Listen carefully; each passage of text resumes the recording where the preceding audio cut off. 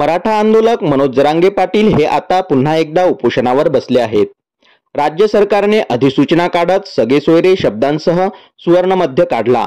यावेळी मनोज जरांगे पाटील यांनी आंदोलन स्थगित केल्याचे जाहीर केले होते। मात्र आता पुन्हा काही मागण्यांसाठी मनोज जरांगे पाटील हे उपोषणाला बसले आहेत। यावेळी आरक्षणासाठी सरकारने 2 दिवसात विशेष अधिवेशन बोलवावे अशी मागणी मनोज जरांगे पाटील यांनी केली आहे।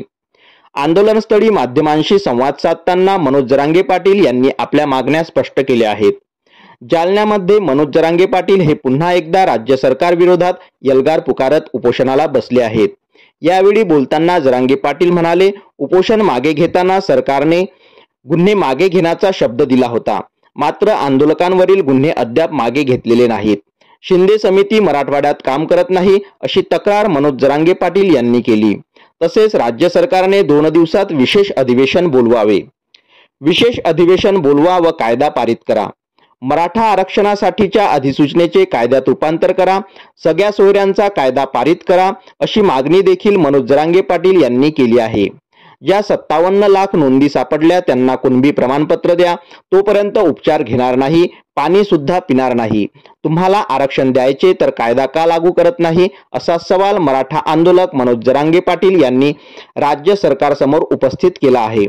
मनोज जरांगे पाटील हे पुन्हा एकदा अंतरवाली येथे उपोषणाला बसल्यामुळे आरक्षणाचा मुद्दा पुन्हा एकदा ऐरणीवर येण्याची शक्यता आहे।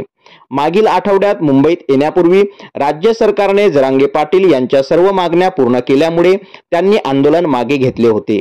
मात्र यावेळी सरकारने दिलेला शब्द पाळला नसल्याने जरांगे पाटील यांनी पुन्हा एकदा आक्रमक भूमिका घेत उपोषणावर बसण्याचा निर्णय घेतला आहे। तर दुसरीकडे मंत्री छगन भुजबळ हे देखील ओबीसी आरक्षणाचा बचाव करण्यासाठी आक्रमक पवित्रा घेताना दिसत आहेत। भुजबळांनी जरांगेवर पुन्हा एकदा टीकास्त्र डागलं आहे। यावर प्रतिक्रिया देताना मनोज जरांगे पाटील म्हणाले, भुजबळ यांना कोणीच धमकी देऊ शकत नाही असा उपरोधिक टोला मनोज जरांगे पाटील यांनी लगावला आहे।